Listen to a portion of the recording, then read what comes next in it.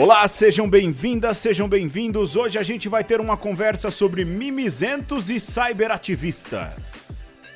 Eu sou Pedro Luiz. Eu sou Alexandre Ferreira. Alexandre, você já xingou muito no Twitter, Alexandre? Menos do que deveria. Mas de vez em quando a gente dá uma pistolada. Todo mundo pistola no Twitter de vez em quando. Afinal de contas, aliás, eu ouvi esses dias que a Disney não comprou o Twitter justamente porque é a rede mais tóxica que existe. Talvez justamente concordo. porque o povo vive pistolando lá, né? E menos eficaz também. A gente vai falar sobre isso. Não, porque quem é que tem acesso ao Twitter? Então, vamos falar mais pra frente. Vamos queimar o Twitter na hora certa. Tá certo. Por falar em queimar, vamos lá para nossa sessão de queimação de filme semanal. Vamos para o jogo da semana que, graças ao bom Deus e a ordem estabelecida nesse programa, o rodízio, não sou eu que tenho que fazer, hein? Eu diria, na verdade, que é a nossa sessão de terapia semanal. É verdade, viu, cara? Olha, os joguinhos fazem bem. E a gente vai partir hoje pro autoconhecimento que só quem pode nos dar são os testes da Capricho. Aê! Quem nunca, não é? Eu todo dia acordo de manhã, faço minhas preces e aí respondo um teste da Capricho. O que tá na frente eu respondo sempre. E aí você fica pleno. Pleníssimo. Pra começar o dia. É isso aí. Assim também sou eu. Vamos lá, qual é o teste da Capricho? E quando eu tô muito anárquico, eu respondo um teste do BuzzFeed. Tá certo. E quando você tá muito anárquico, você tenta adivinhar alguma coisa lá no Akinator, né? Não, eu já parei de fazer Aliás, isso. Alexandre, nessa semana que a gente tá gravando, morreu o primeiro nosso grande ídolo do Akinator, o Roberto Leal. Verdade. Faleceu, rapaz, e faleceu jovem, menos de 70 anos de idade, né? Então aqui, os nossos sentimentos à família Leal, não sei, né? Mas que perda, né? Porque o Roberto Leal fez muito sucesso aqui no Brasil uma época, né? E trouxe toda essa ligação com a terrinha, né? Sim, conseguiu fazer essa ponte. Fazia essa tirar um pouco esse lado de que são a metrópole, nós somos as colônias, não. Sim. Né? Era pátrias irmãs depois de tanto tempo. Olha aí, eu vou tocar uma música portuguesa hoje nos Despatrocinadores. Seja um spoiler já, então. Tá bom. Então, vamos lá pro nosso testinho da Capricho, que se chama 11 questões polêmicas que definem quem você é, Pedro Luiz. Vamos lá, 11 questões polêmicas. Vamos lá, então. Vamos jogar. Vamos jogar. A primeira questão, no que tange a questão uva passa, sim ou não? Sim, pra mim, sim, sempre. Por favor, bota mais uva passa que tá pouco. Ô, Alexandre, a gente tá falando de polêmica porque hoje foi o dia do discurso mais do que esperado do presidente do Brasil na ONU, não é? E o que ele falou não surpreendeu ninguém. Não. A mim não surpreendeu, eu esperava exatamente aquilo. Sim, tanto no conteúdo quanto na forma horrível. Tá ok? Bom, pra mim, uva passa sempre, hein? Eu também, até no sorvete de passas ao rum. Aí. Vamos lá, segunda questão. Que eu aprendi a falar certo a palavra questão. Questão. Questão. Tá certo. Questão. Qual é o melhor Homem-Aranha de todos os tempos? Rapaz, isso é polêmico, hein? Tobey Maguire? Do primeiro Homem-Aranha? Do primeira trilogia? Andrew Garfield? O pescoção? Com a sua Juliette? O Homem-Aranha que solta pipa e joga bola. Ou o Tom Holland, o garotão da vizinhança mentorado por Tony Pinga? Tony Pinga. Olha, vamos lá. Pra mim, há uma questão de coração, não é, Alexandre? Eu acho o Tom Holland o melhor dentre os três. Mas eu vou votar no Tobey Maguire, porque, quer queira ou quer não, foi o primeiro cara que encarnou o Homem-Aranha assim de maneira digna no cinema, né? Agora o do meio aí, coitado, né? Ficou, né? Acho que nem tanto pelo ator, mas...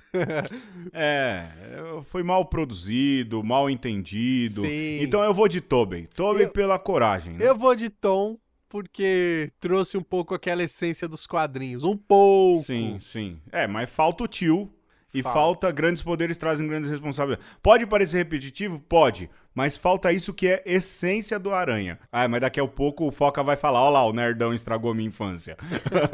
Não, Vamos lá. Eu acho que é um Homem-Aranha muito na aba do Tony. Do Tony. Isso eu acho que é um pouco chato. Vai ficar difícil pra Sony agora, viu? Como é que eles vão fazer esse Homem-Aranha, né? Talvez redima. Talvez o Homem-Aranha cresça um pouco. Talvez fique melhor. Toma, Marvel. Você não esperava por essa. Pode ser. Vamos lá, a próxima polêmica. Você coloca ketchup na pizza. Me respeita que eu faço tipo carioca, coloco ketchup em tudo ou jamais. Isso é uma heresia. Eu não ponho, mas respeito quem põe. Porque dependendo da pizza, meu irmão, só botando um ketchup mesmo em cima. Olha, teve um tempo que eu colocava até no arroz e feijão ketchup. Pois é, então. Mas eu vou na turma do jamais. Não acho uma heresia, mas eu vou pôr jamais.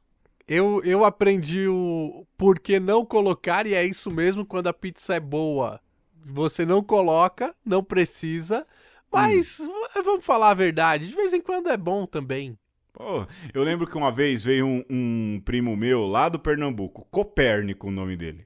Eu tenho um tio que deu os nomes Copérnico, Tarles, Vaurênio, Leverrier, Eucária, olha os nomes que ele deu. Tá certo. Esse seu tio é nerd da enciclopédia Barça. Ele vendia enciclopédia, acho que por isso. E aí eu nunca me esqueço, cara, eu ali na São João, ali naquele pedaço entre o Anhangabaú e a praça o Largo do Paissandu, a gente parou pra comer uma pizza e meu primo meteu um ketchup na pizza. Eu falei, mas que é isso? E eu pus, rapaz, aquelas pizzas do centro ali só com ketchup mesmo. Mas eu vou colocar jamais, isso é uma heresia. Vamos lá. Eu vou colocar me respeita, que eu faço tipo carioca. Abraço pros cariocas que ouvem uma conversa. Boa. E agora, a próxima pergunta vai, Alexandre. Essa é um divisor de águas. Sim. Nescau ou Toddy? Toddy forever. Imagina. Nescau sempre. Pelo amor de Deus. Claro. Toddy. Nescau muito mais depois do filme do Shazam. Vamos lá. Com quem você shippa Hermione Granger? Ih, rapaz. Com Harry, nem ligo pra quem disse que isso é um absurdo. Ou com Ron, é claro, não existe outro chip possível. Ei, rapaz. Aí eu não sei, porque eu não sou muito do Harry Potter. Eu vou de Ron. Então, eu também vou de Ron, porque, sei lá. Eu acho que pela quebra da expectativa, que tava todo mundo pensando que ela ia ficar com Harry. E amor adolescente é assim mesmo. Quando fica adulto, escolhe a pessoa certa. Aí, vamos lá. Ron, então. Reviravoltas. Próximo. Ron. Escolheu o Ron também. Vamos lá. Próxima coxinha pergunta. De brigadeiro é coxinha? Sim, o formato é o que conta ou não? Coxinha só de frango.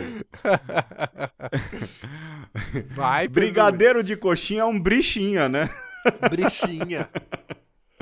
Não é uma coxinha, é um briche. Bom, coxinha porque tem a formato de coxinha de frango, né?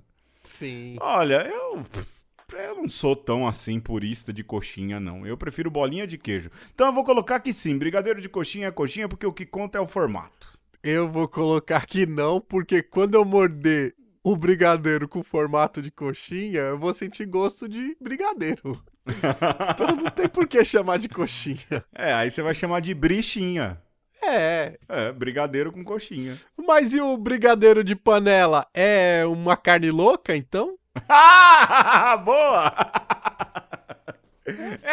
Pronto, fica sendo.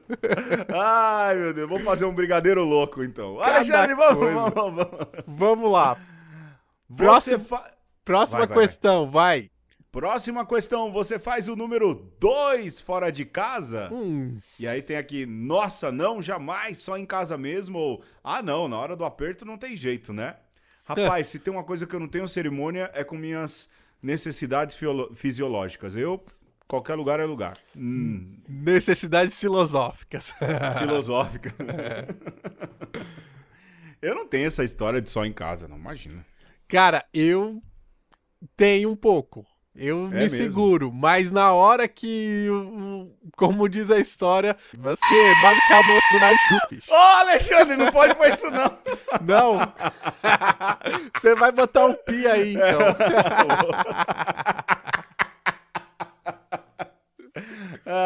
Vai, continua. Aí não tem jeito, você tem que ir, cara. Tá certo, Alexandre. Vamos lá pra próxima pergunta, vai lá. Vai morrer entupido? Não pode. Chega, Alexandre, vai, vambora. Vamos lá, próxima, que não termina nunca isso daqui. Você acredita em fantasmas? Não, né? Acredito piamente ou hahaha, não? Não, a gente não tem, não. Cristão católico não acredita nisso. Não, são muito mentirosos, como diz a história. Sim. O 7-1 foi trágico ou foi cômico? Eu vou dizer pra mim que foi cômico. Pra mim foi cômico. A partir do terceiro gol, eu tava rindo descontroladamente. E tem uma terceira opção, que é o trágico e cômico. Não, pra mim foi cômico. A partir do terceiro gol, eu ria descontroladamente.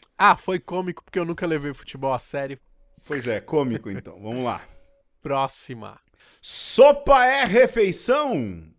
Claro, se for servida com pão, melhor ainda. Não, é no máximo uma entrada ou só se eu estiver doente. Só se eu estiver doente, que loucura. Não, sopa é janta. Sopa é refeição, sim, imagina. Sopa é refeição, com certeza. Sopa é refeição, tá aí. Eu votei na sopa como refeição. Vamos lá! Olha aí! Vai lá, olha, sem pensar, hein? Olha aí, deu certo, ligou com o tema. Sim. Qual é melhor, Twitter ou Facebook? E aí tem... não vamos pôr essa do meio não, né, Alexandre? Twitter ou Facebook? Olha lá. Twitter, rapaz. Twitter ou Facebook? Twitter, sem dúvida. Twitter, sempre. Sempre Twitter. Calculando o resultado, Alexandre, vamos ver que tipo de pessoa polêmica que você é, que eu sou, que nós somos, eu sou o diferentão. Já calculou aí? Já. Leia diferentão. Aí. Seus gostos são estranhos e muitas vezes motivos de zoação entre a galera. Mas você tem aquilo que falta em tanta gente, personalidade. Autêntica, é impossível não se encantar pela pessoa que você é. Deus tá vendo. E você, Alexandre? Tamo juntão. Diferentão? Diferentão também. Olha aí, mas veja só. As pessoas que gostam de ketchup na pizza. Se bem que a gente divergiu, mas não foi... Não, a gente mais convergiu do que divergiu. Mais convergiu, por isso somos diferentões desse jeito. É isso aí, vamos pro tema, meu irmão. Vamos lá. Eu não vou desistir, porque eu vou representar a família Restart, porque é a família que não desiste nunca. Saí de casa às 4 horas da manhã, cheguei aqui às 6. 250 pessoas ganharam pulseirinha. Muitas não ganharam e quiseram invadir. Tumultou. E saiu prejudicando quem tava com a pulseirinha e quem não ganhou. Agora ninguém vai entrar e o Restart não vai vir. Eu escrevi que eles mexeram com a família errada, porque a família Restart não vai deixar barato.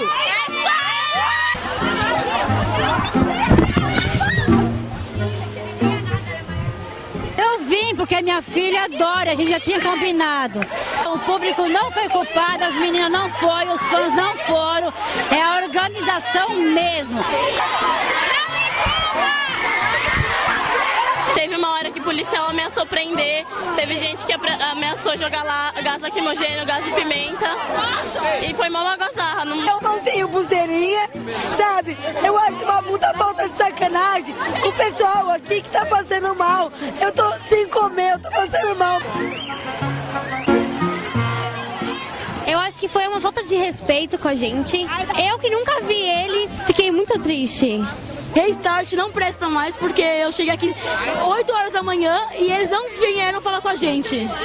Não vou perdoar, vou xingar no Twitter hoje, muito. Sério.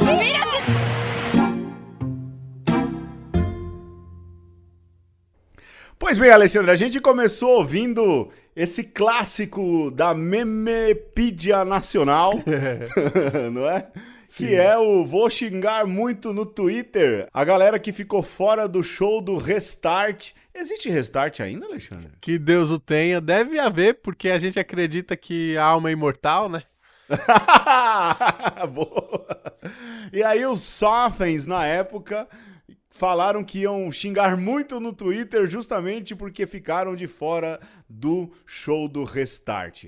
Tá aí, se tem uma coisa que começou, eu acho, que é justamente esse mimimi de internet e esse cyberativismo, a ferramenta que deu início a tudo isso, sem dúvida foi o Twitter, não foi? Com certeza foi o Twitter e tem ainda alguma relevância.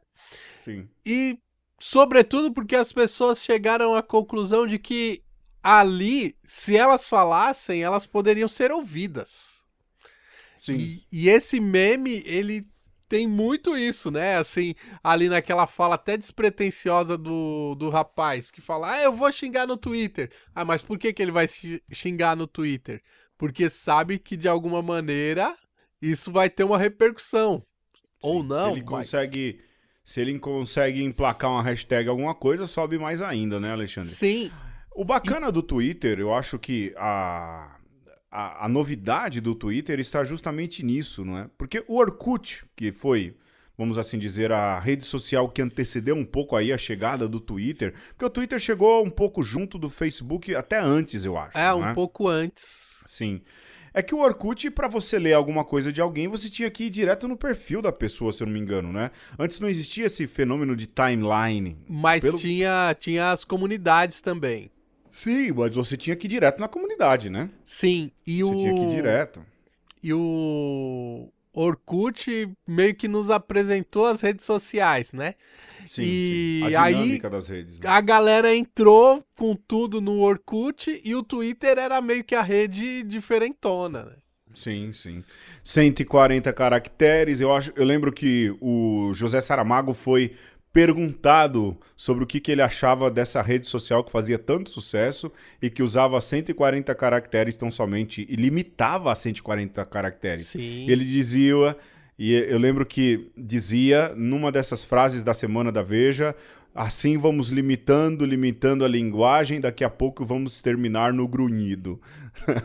Lógico, o Saramago, que é prolixo na escrita, nas descrições e tudo, e a época quando o Twitter foi inventado. Mas o bacana do Twitter era justamente o fato de que era um microblog, de que você escrevia e quem te seguia podia te ler, tinha uma dinâmica muito diferente, que depois o Facebook copiou, né, a questão da timeline. E né? você lembra como era difícil escrever 140 caracteres só? Nossa, era uma escolha de Sofia, né, Alexandre? Era, assim, é engraçado, porque o Saramago fala de como o Twitter, ele limitava, mas ao contrário, ele exigia de você toda uma maestria ali pra colocar em 140 caracteres o seu pensamento. Eu, assim, era fascinado por isso e pra escrever os meus 140 caracteres perdi um tempão. Sim, sim. Eu lembro que o Alexandre começou o Twitter por conta de um diário espiritual. Era. E eu entrei porque o Alexandre entrou na época do seminário. Eu fui o primeiro Pedro Zero do Twitter, não tinha Pedro Zero. Eu sempre ocupo esses lugares. E a gente deu azar depois, né, Alexandre? De que como a gente era os primeiros ali no Twitter, o arcebispo de São Paulo seguia a gente, né? Seguia. E lembra aquela onda de seguidores que a gente tinha quando ele foi pro conclave? Verdade. A gente ganhou muito seguidor, porque ele seguia assim, tipo, 10, 15 pessoas, não é? E quem eram as 10, 15? Era a gente, né? Metade era seminarista. E na época do conclave, a gente já era padre, ele ainda seguia a gente e, tipo, vinha muita gente. E aí eu lembro que eu apaguei minha conta justamente porque no Twitter eu queria xingar muito. Mesmo. Cara, e você sabe que eu acabei apagando aquela minha conta lá, que era o Look for God. Sim. E eu me ressenti porque eu queria ter salvo algumas coisas que eu perdi, cara. Mas, enfim, pra dizer um pouco também da fugacidade do Twitter, né? Você apagou Sim. o perfil, eu meio que mudei o meu perfil, que era bem outsider mesmo, e o Twitter tem isso também, hein? Porque antes não era preciso você estar tão assim na crista da onda, participando das discussões. Hoje o Twitter, se você não tá ali pra isso, não serve pra muita coisa. Sim, sim. Eu acho que hoje o Twitter também virou, lógico, é quase que um diário pessoal, não é? A gente que não tem muito seguidor, nem quer, acaba sendo um diário pessoal. Eu andei trancando minha conta, né? Porque também, às vezes, chega aí uns paraquedas aí, não é? Nada contra os ouvintes que conseguiram me encontrar, hein? Tranquilo, vamos em frente. Mas pra gente é meio que um diário pessoal, a gente vai postando alguma coisa ali, mas tem muita gente no Twitter hoje que é raivosa, virulenta, viu, Alexandre? Eu vi hoje o Pablo Vilaça, que é aquele crítico de cinema, e eu nem sou muito fã dele, não. Mas ele publicou lá ele deu um retweet num cara que criticou ele, né? E assim, uma baita palavra de baixo calão, foi duro, foi mal educado. Aí você entra no perfil do cara, sabe? O que é o perfil do cara? É curtir perfil de mulher pelada. Eita! Vê só, o cara é mega moralista, né? Porque o Pablo Vilaça um pouco é crítico ali do Bolsonaro, é meio do PT e tal. Mas é o quê? Mulher pelada e assim... E os outros tweets dele é o quê? Reclamando, criticando... Xingando no Twitter. Exato. E a outra parcela é o quê? Hashtag. Não é? Quando alguém vai subir uma hashtag, porque também tem esse movimento de manada, né? Claro. Eu vou publicar isso aqui pra ajudar a engrossar essa Encampar coisa, esse a assunto. guerra. Então, porque o Twitter tem isso, de você olhar ali nos trendings e ver qual é o assunto discutido, e que muitas vezes ou é patrocinado ou são assuntos que, nossa, meu Deus do céu, não dá, né, cara? Sabe nessa coisa do xingar muito no Twitter também, um movimento interessante que aconteceu com essa rede social? As marcas colocaram ali uma pessoa, um assessor, para responder o pessoal que xinga. Então você pega lá, sei lá, Americanas. Se você escreve lá, comprei uma paçoca na Americanas e não chegou. Sim. Aí o perfil oficial da Americanas vai falar, vamos ver o que aconteceu com essa paçoca. Porque, de fato, efetivamente, esse movimento de xingamento, ele tem alguma eficácia. E aí você pensa que aquilo que teoricamente é um lado bom até, porque você estabelece esse contato com as marcas de uma maneira pessoal, e para quem está assistindo as discussões ali, isso também é favorável, porque você tem uma visão que não é só aquela da fachada que a marca quer te mostrar, mas por outra, quando você joga para a esfera pública, você tem uma certa publicidade de algumas coisas que você fala assim, mas por que isso tá ganhando tanta força, né? Esse caso aí que você citou do Pablo Vilaça é típico, né? Um cara que é inexpressivo, mas que de alguma maneira tá caçando fazer parte desses debates, dessa polêmica, ganha uma certa notoriedade por causa da sua bile, da sua raiva, e é um mimizento quanto mais e típico dessa rede social. Se tem uma coisa que me deixa bravo, eu tenho muita vontade às vezes de responder, sabe? Eu acho que 1 ou 2 vezes talvez eu tenha respondido ao presidente do Brasil. Mas eu fico imaginando exatamente isso, o cara que entra ali num perfil que é, do ponto de vista de pensamento político, opositor a ele, e entra lá e xinga e reclama, não é? Ou alguém que você não conhece, sabe? Eu lembro que nas eleições, esses dias eu até escrevi isso no meu Twitter, eu fiz uma série de posts fazendo um apelo ali do evangelho a quem iria votar. E uma pessoa que me seguia, Alexandre, assim, o cara falou que eu era a favor de uma série de coisas, que eu tava indo contra um candidato que ia defender a família. Tá, um candidato que é casado 5 vezes, ia defender a família. Não, mas que ia defende defender mesmo. Isso, defende a dele. A dele. Né? Os filhos. E que tal. E mais, Alexandre, assim, é um discurso de Billy. O cara ia em páginas que criticavam padres e me marcava em umas postagens, sabe? Ele colocava assim... padre que faz o povo rezar a parte dele. E ele me marcava. O cara nunca assistiu uma missa minha. Assistiu não, participou, né? Loucura. O cara nunca me viu fazer uma homilia.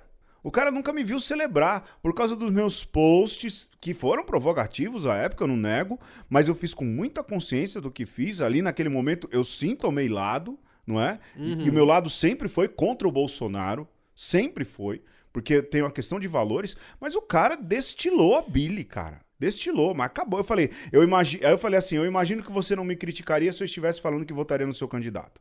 Aí o cara calou e falou que eu ia ser julgado por um juízo. Eu lembro vagamente da conversa, não é?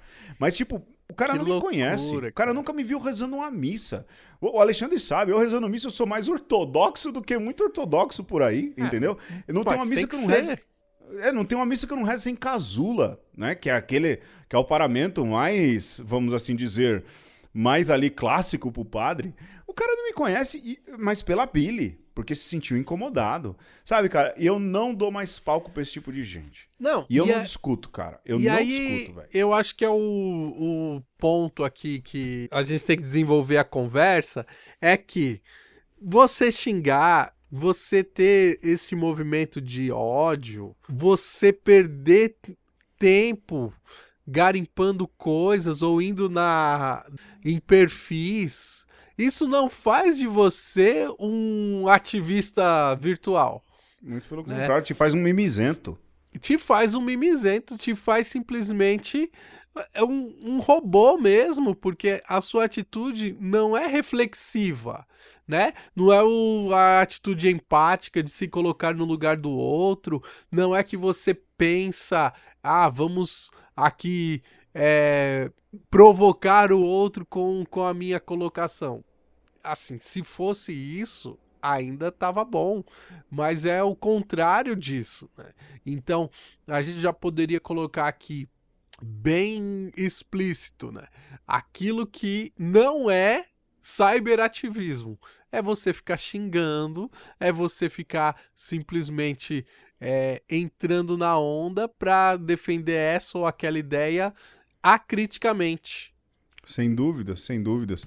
Mas é muito da geração... O Humberto Eco falava que a internet acabou dando voz aos idiotas. Bom, eu também sou um idiota, o Alexandre também tá aqui, a gente tá gravando um podcast, mas a galera perdeu a medida do que é usar esses meios de fato, né, Alexandre?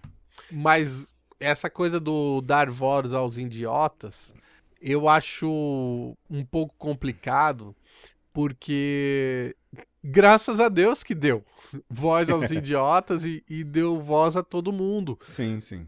Porque eu lembro que no tempo do Twitter, né, que começou a popularizar a rede social, com essa própria ideia de ser um microblog, você tinha todo um discurso que se falava assim, pessoas, vocês têm que escrever blogs, né? Lembra dos blogueiros? Não sei se você chegou a ter blog. Eu tinha não tinha. Eu tinha um blog no Spaces da Microsoft e eu publicava meus poemas ali. E sempre se falava isso, que nós tínhamos que ter cuidado com o tanto de coisa que nós upamos, sim, mais do que com as coisas que nós downloadamos, digamos assim. Né? Por falar em downloadamos, saudade da comunidade de discografias, hein, Alexandre? Ô, rapaz. Ixi, era um blog. Mas é verdade, a gente produz muito... Acho que isso é um assunto que pode voltar ali mais pro final da conversa, mas a gente, de fato, por dar voz para todo mundo, a gente produz muito conteúdo. Dizem que se passassem todos os vídeos do YouTube, uma pessoa viveria a vida inteira e não conseguiria assistir. Não é? Pois é. De tanto vídeo, sem contar os nossos podcasts que estão no YouTube, hein? É verdade. Não é? Que ninguém ouve, mas tá lá. Não, tem gente que ouve, né, Alexandre? Por incrível que... Acho que a galera migrou também para as outras plataformas. Migrou. Migrou.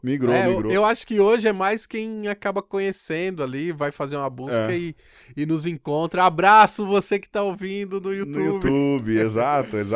Mas o ponto é esse do consumo e da produção. Né? Sim. E quando você fala que você não é só um consumidor de informação, mas é um produtor de ou conteúdo que eles falam, né? De conteúdo, você está transformando a internet num ambiente mais democrático. Sem dúvidas. Então, é um pouco calhorda esse cara que fala a internet deu voz para os idiotas. Porque ele não é idiota, entendeu? Ele escrevia. Na verdade, ele produzia e tinha alguém que editava e publicava, né? Você tá entendendo? Ele tinha o lugar dele já estabelecido. Então, como agora tem alguém concorrendo, a voz dele é mais uma na multidão, ele fica bravinho. Deus tem o Humberto Eco. Alexandre, vamos pros despatrocinadores. Vamos.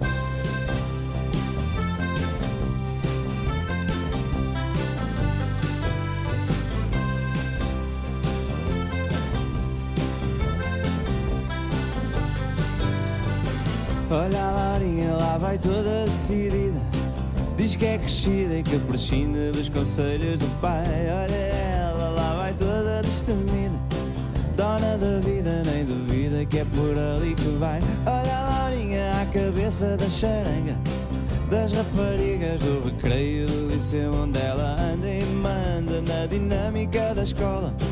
Não vai à bola com a setora de história, não disfarça e faz a vida negra à criatura. É ditadura de quem manda só porque sim. Olha a Laurinha que já fuma às escondidas do pai, com a mesada de alguém, ainda namora às escondidas da mãe, enquanto diz que não tem medo de nada nem ninguém. Dança até ser dia, que a vida são 2 dias e tu vais ser alguém igual à tua mãe. Um olho na novela, o outro na panela. Um dia vais ser tão Dona Laura como ela.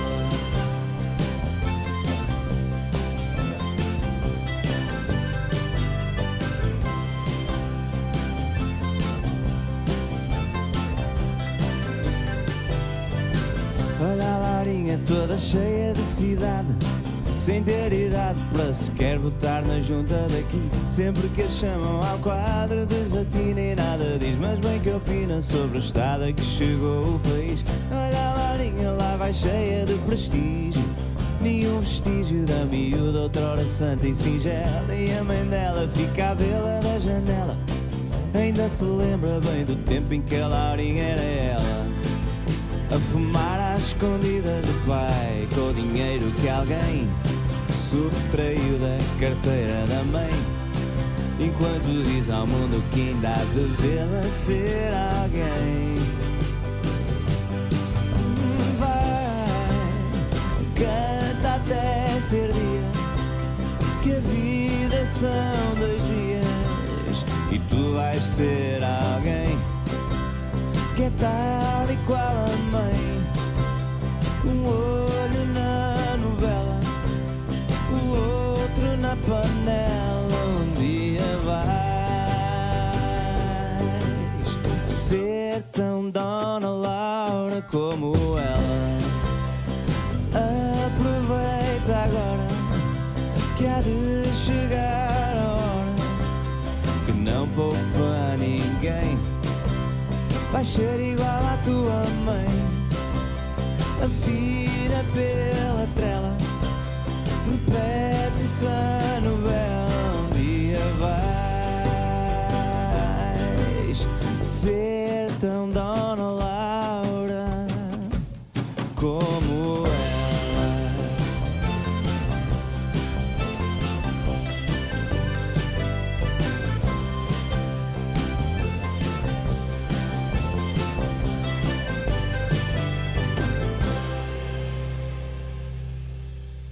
Nós estamos hoje falando de cyberativismo e mimizismo. Esse pessoal que fica de mimimi e acha que tá fazendo grande coisa.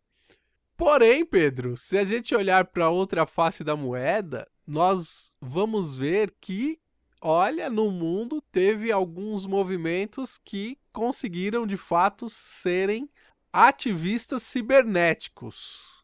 Sim. Caso é dos zapatistas, que é um exército revolucionário do México que pega em armas e tudo e conseguiu criar um braço virtual que ajudava não só o povo a se organizar, como também a promover a sua causa, a mostrar, dar visibilidade para o zapatismo antes das redes sociais, hein? Sem dúvidas. Era uma galera que sabia usar muito bem essas redes, não é, Alexandre? Mas, por exemplo, o Twitter e Primavera Árabe também é um caso bem conhecido, não é? De um bom uso da ferramenta, né? Digamos assim. Então, tem uns fenômenos interessantes, né? Sim. Porque quando você pega o zapatismo virtual, você tem uma intencionalidade em ocupar a rede para promover uma causa. Sim. Quando você pega a Primavera Árabe, como também as tais jornadas de julho de 2013, Ei, rapaz. aqui no Brasil, você tem um movimento que ele começa amorfo, mais Sim. grande, e que depois acaba se definindo de um jeito ou de outro. Mas as jornadas as jornadas de 2013 aqui no Brasil foi a maior... Olha, isso tem que ser estudado. Há um texto já circulando pela internet desde 2013. E eu lembro que eu fui na rua em 2013, não é? Eu fui na rua um dia antes ou um dia depois que a presidenta Dilma, na época, se pronunciou. Porque o que aconteceu? Capturaram aquelas manifestações. Claro. A manifestação era do passe livre, era por causa dos 20 centavos, ela é criada pelo passe livre. O que matou, ou o que fez crescer, foi a polícia batendo. Lembra da polícia batendo, não é? E a polícia batendo ali fez com que a massa crescesse, com que a direita e os empresários capturassem aquelas manifestações, transformassem aquelas manifestações em muita gente sem nenhuma reivindicação. Essa história de contra tudo que tá aí é um absurdo, quando falta pauta, não é? E aí mostra exatamente o Twitter, o movimento de Twitter acaba sendo um pouco isso, a pessoa põe um hashtag lá sem saber do que se trata, não é? E culminou nessa bagunça, nessa convulsão que tá o Brasil. Assista a Democracia em Vertigem, tira um pouco a babação de ovo da questão do PT, porque eu acho que há um pouco ali demais, não é? Mas há todo um movimento ali, sim, muito bem pensado, muito bem colocado, é genial o filme, tirando aquela parte que eu também acho um pouco de babação de ovo, né? Mas olhando aquele documentário, não tem como não gostar da Dilma. Eu passei a gostar mais da Dilma no processo de impeachment. Fecha o parêntese, Alexandre. Fechado parêntese, quando você pega o movimento passe livre, você vê exatamente esse ativismo virtual se transformando em algo além. Sim. Né? O que é interessantíssimo, tanto que houve a comoção que houve, e aí, ao mesmo tempo, você cria uma figura folclórica, que você deve lembrar que eram os Black Blocs. Sim, os Black Blocs, que a galera demonizava, hein, Alexandre? Que era, na verdade, o Saci Pererê do ano de 2013. Sim. Os mascarados, os Black Blocs, lembra? E veja só, você cria toda uma imagem ali de pessoas encapuzadas, anônimas, que parece que é uma guerrilha, que era virtual, mas na verdade era apenas um boneco para se bater. Sim. E aí, ao mesmo tempo, surge quem? A figura do manifestante da camisa verde e amarela. Pois é, contra os Black Blocs, né? Contra os Black Blocs, para dizer, não, a nossa manifestação não é baderna. Sim. Você sabe que os Black Blocs são antigos, não são um movimento brasileiro. Eles, na verdade, eram a linha de frente de protestos na Europa. Isso, olha, nos idos dos inícios dos anos 2000. Eu conheci os Black Blocs nas revistas Caros Amigos. Calcule, Sim. hein? Final dos anos 90, talvez, hein? Acho que o Fernando Henrique Cardoso ainda era presidente, porque tá aí uma revista que também caiu muito depois que o PT foi ao poder, foi a Caros Amigos. Ela era muito boa, na hora que o PT entrou no poder, ela perdeu um pouco o sentido dela de ser. Mas, Alexandre, vamos parar com essa nostalgia, não é? No meu tempo era melhor, porque há um outro exemplo muito positivo, na verdade negativo, mas que ilustra bem essa questão eficaz, de uso, né? Eficaz das redes, que é o auto-intitulado Estado Islâmico, que soube, caiu agora muito, né? Mas soube usar muito bem os twitters da vida, as redes sociais da vida, a boa produção de conteúdo, porque não dá para negar, uma vez eu vi, até o começo ali, chegou na minha mão um vídeo do Estado Islâmico. E, cara, a produção dos caras era muito boa, Alexandre. Pois é. Muito boa. Mas é sempre vídeos de execuções muito violentos. Então, quando eu vi que ia começar a execução, você não consegue, porque não é o tipo de coração que a gente tem. Mas eles sabiam utilizar muito bem essa questão de cyberativismo. E mais ainda, no cyberativismo, eles capturavam os mimizentos.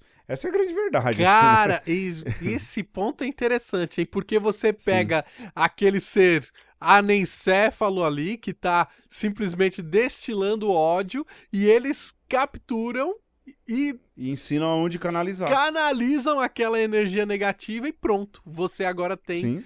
Talvez não um cyberativista, né? Porque o cyberativista é aquele que conseguiu canalizar um robozinho. Mas você tem um robozinho 2.0 ali. Sim, sem dúvidas. Porque é mais fácil, você não paga, e o cara pode até mais tarde se tornar um homem-bomba. Alguém que se imola e tira a vida de alguém. Exatamente. E esse movimento hoje existe nos incels, que se independem do Estado Islâmico, mas usam aquele discurso de acto santo, porque não conseguem... É engraçado, né, Alexandre? Quando a gente era mais moleque, não conseguia pegar a mulher, né? Uhum. A gente... eu também, até hoje, né? Mas aí, a gente, né? Entre nós, a gente chorava, lamuriava, não. Mas essa molecada é uns caras de 20, 30 anos que não conseguem estabelecer um tipo de relação com ninguém, e viram revoltados e criam raiva de mulher, e criam raiva de mulher que luta pelos seus próprios direitos, e aí acabam... São os shunners, né? Os forchan, os incels. Uhum. Bom, o ministro Ernesto Araújo é um chanceler, um for-chanceler. É um exemplo claro de um shunner que conseguiu subir na vida. For-chanceler é ótimo. Mas, e aí, você lembra também um outro termo bastante usado aí no mundo virtual, que é o Minion, né? O que é o Minion? É aquele bonequinho no videogame que ele não é o chefe. Não é videogame. No videogame. É do cinema, rapaz. Não é o meu malvado favorito? Sim, mas é do videogame também, Pedro, porque... Eu não por sei, exemplo, eu já tô velho. Você vai jogar lá o Lemmings, lembra do Lemmings? Sim, mas, por exemplo, você vai jogar o Mario, vou falar uma coisa do seu tempo. Não tem aquele monte de inimigozinho que tá no meio do caminho? Sim. Aquele é o Minion, né? Sim. Pra você enfrentar o chefão. Não pensa, tudo programado, vai daquele jeito. Tudo programado, e aí você... ele tá ali, ele tá, a princípio, sem um chefão. Sim. Então o chefão consegue domesticar de alguma maneira, ele vira um Minion, né? Tá certo. A linguagem de Minion é usada no LoLzinho. No LoLzinho você tem os Minionzinhos ali que você tem que enfrentar quando você não tá enfrentando o oponente. Mas você sabe que quem captura bem, Alexandre, essa massa de manobra hoje em dia... e soube capturar bem essa galera, porque o Estado Islâmico conseguia canalizar aqueles moleques que tinham raiva, usavam ali a linguagem de videogame para tentar dizer, olha, é por aqui que você pode ir, você pode viver o videogame na vida real, quando na verdade, na real não era nada disso. Mas quem capturou hoje bem essa molecada não é ninguém mais, ninguém menos do que o grande guru. Ele ainda é o grande guru do Donald Trump. Ele é o guru do Salvini. Ele é o guru o lá chefão final. Sim, esse cara precisa ser visto. Hein? Esse cara precisa ser visto. Ele é o guru lá do... Como é o nome? Da Hungria lá, cara? Viktor Orbán. É o cabeça também do Bolsonaro no Brasil, do Trump, da Le Pen. Ou seja, esse cara, que é o Steve Bannon, ele sabe canalizar essa molecada aí. Entendeu? Eu vejo o Steve Bannon da seguinte maneira, Pedro. Você tinha esses grupos revolucionários, os zapatistas no México, o ISIS lá na Síria, e a direita conservadora começa a perceber que, peraí, a gente precisa ter uma contramedida, né? E naturalmente surge uma figura como o Bannon, que acaba fazendo um cyberativismo também, agora voltado para os interesses do conservadorismo. Sim. E aí ele vai usar armas, assim, baixíssimas, né? Assim, verdadeiras armas de destruição em massa, que são os bots, Sim. que são as fake news, Sim. que você não pode pensar em termos simplesmente de recurso. Não, são armas. Sim, armas sim. para uma guerra virtual, para um embate virtual. Uai, basta ver que os grupos que elegeram o presidente do Brasil, Jair Bolsonaro, que são repletos de bots, sim, isso foi provado. Não é só matéria da Folha. O STF, agora, aliás, o STF não, o TSE mandou fazer investigações mais apuradas a respeito disso. Essa rede de bombardear fake news, de bombardear verdadeiros absurdos, ela ainda continua ativa, cara, porque o Bolsonaro precisa de base, ele tá perdendo a base dele. Aquela galera, bom, basta ver as pesquisas, aquela galera que o elegeu, bom, ele tá falando agora só pros 19% dele, é a base dele, não é? E que tenho certeza que provavelmente quase não ouve esse programa aqui, ou se ouviu, ou se nunca ouviu, né? Se ouvir é pra recortar e fazer fake news. Pois é. Editar nossas falas, né? Fazer deepfake. Mas esses grupos continuam e é a tática desse cara. É a tática usada pelo Steve Bannon. É exatamente essa, não é? Você bombardeia as pessoas o tempo inteiro, a todo instante, a toda hora de notícias falsas.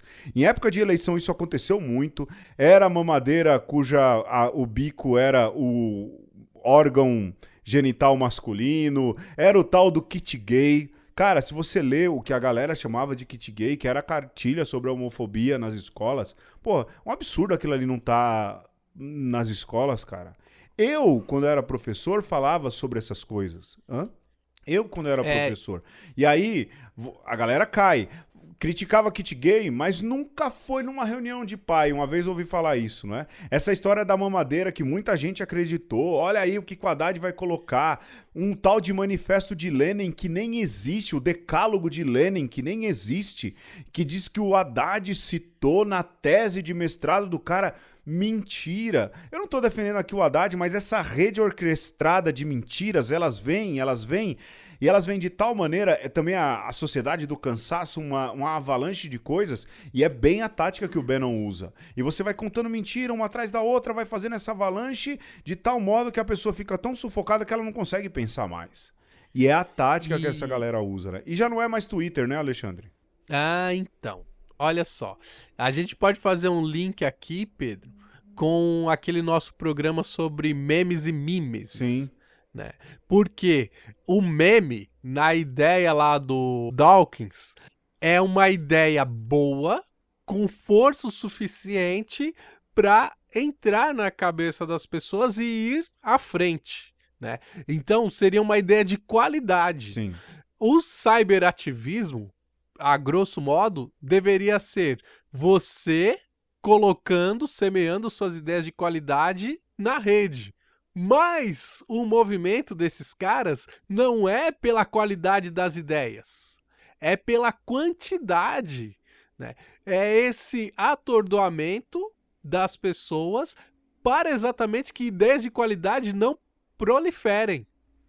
E aí, você disse bem, já não estão mais nas grandes praças públicas virtuais, que seriam o Twitter e o Facebook. A gente mal falou do Facebook aqui, porque já está quase acabando, né?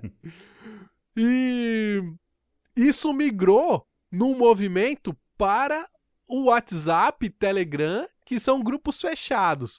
Então mas é interessante você ver essa dinâmica, Pedro, do geral para o particular, né? Você tem que ir na grande ágora, você tem que ir na praça pública e gritar, né? Sim. Igual aquele pessoal que vende ouro no centro da cidade ou compra, sabe? Sim. Você tá com a placa lá, aí quando você copita uma galera, você leva pra sala fechada. Sim, sem dúvida. E na sala fechada é onde vão se articular ali os interesses, onde as notícias vão ser replicadas, que depois tem que ganhar uma visibilidade fora. E aí, Pedro, é interessante perceber também que você, para ser um ativista, seja de esquerda ou de direita, seja conservador, seja progressista, seja a favor do Bolsonaro ou a favor do Lula livre, você tem que romper a casca do virtual. Sem dúvidas. Né? E aí você tem um bom exemplo também lá no pessoal da Lava Jato. Por quê? Articulava as coisas na salinha fechada, mas precisou da Globo para dar visibilidade, para formar opinião pública, para parecer que tem uma grande massa de pessoas que estão do lado deles, para poder influenciar na vida política, né? Sem dúvidas. E é exatamente esse o efeito manada, né? Você vai para onde a manada tá mandando. E muita gente votou, por exemplo, no Bolsonaro, como votou no Collor, como votaria em qualquer outro candidato, justamente por causa desse grande movimento de muita gente, não é? Mas esse muita gente do Bolsonaro nas redes, ele foi criado de maneira biônica, vamos assim dizer, não é? Porque isso entra também na questão do WhatsApp, não é, Alexandre? E eu queria falar de maneira muito rápida, porque... E o que isso tem a ver com a gente, não é? Tem a ver, por exemplo, não faz muito tempo, alguém me falou assim, era um caso pontual, eu não lembro se era sobre vacina, eu não lembro se era sobre transporte público, alguém falou assim, não, mas isso vai acontecer. E eu perguntei pra pessoa, eu acho que era sobre greve, alguma coisa assim, eu falei, mas como é que você sabe? Não, porque eu recebi um áudio falando isso. Tava no Heliópolis ainda, né? Eu falei, tá, mas você recebeu um áudio de quem? Não, chegou no WhatsApp. Eu falei, tá, mas você não sabe quem produziu esse áudio, quem falou, quem tá falando, se isso é uma mentira. Porque há um problema hoje da estética. Eu ouvi isso em algum podcast recentemente e isso me despertou a atenção.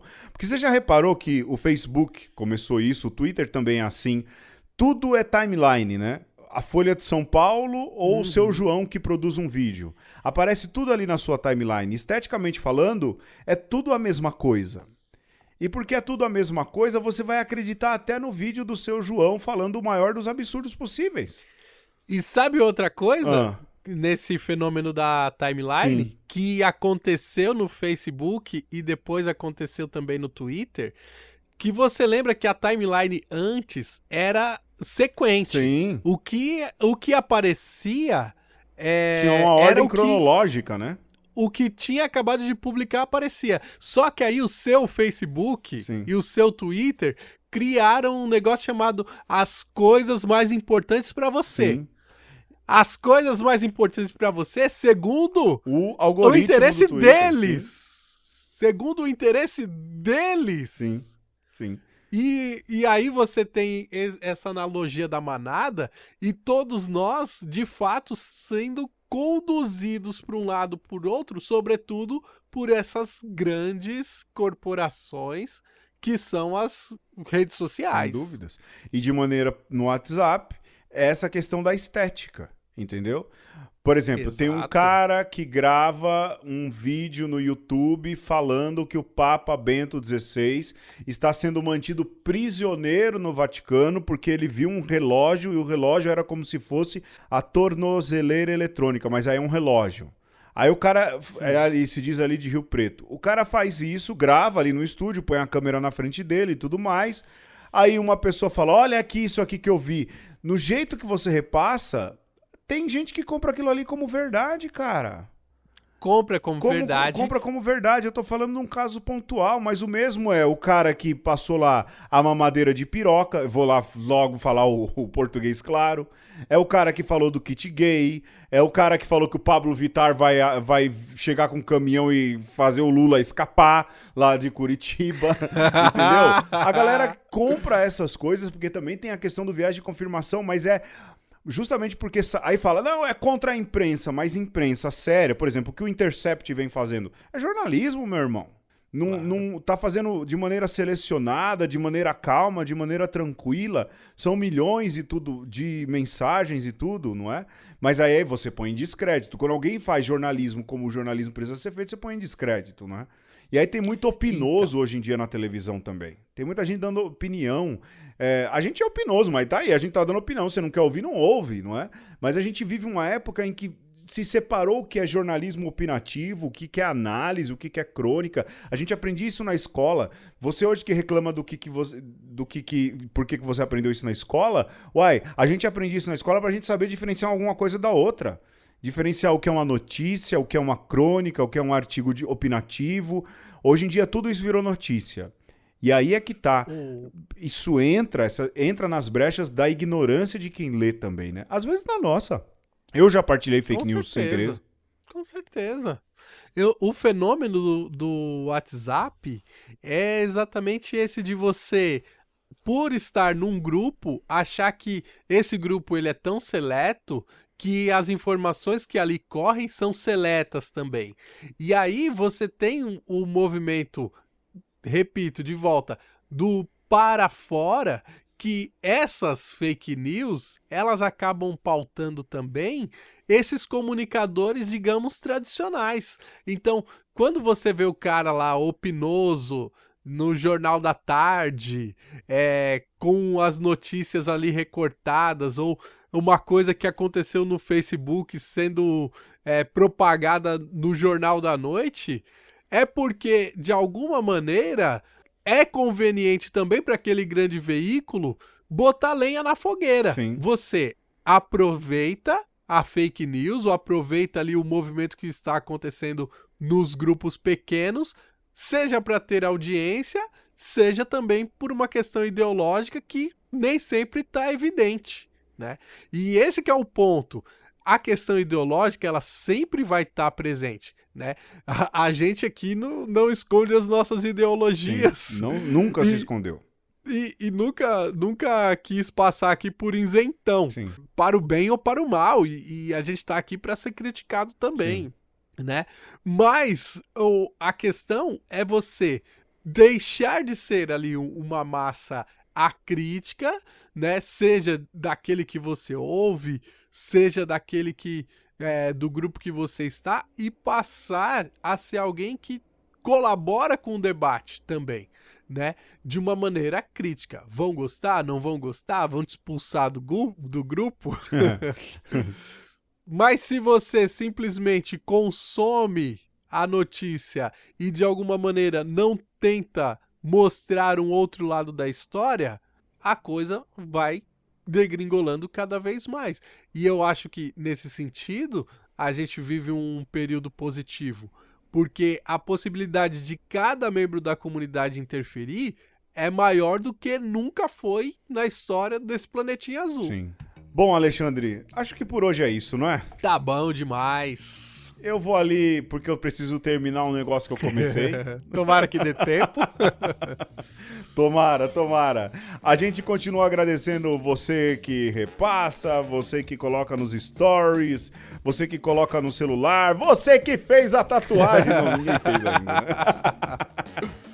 Mas a gente agradece muito o fato de você divulgar o podcast, e assim, de pouquinho em pouquinho, a gente vai mostrando que há outros jeitos de pensar, outras maneiras de pensar. Obrigado mesmo, eu fico por aqui, Alexandre. Eu só queria dizer que, meu irmão, minha irmã, você que tem a paciência de nos ouvir, seja você também um produtor de conteúdo, seja você também um propagador de boas ideias, mas tenha consciência de que nem tudo a gente vai resolver no campo virtual. Então, na hora de arregaçar as mangas, faça também, faça com consciência.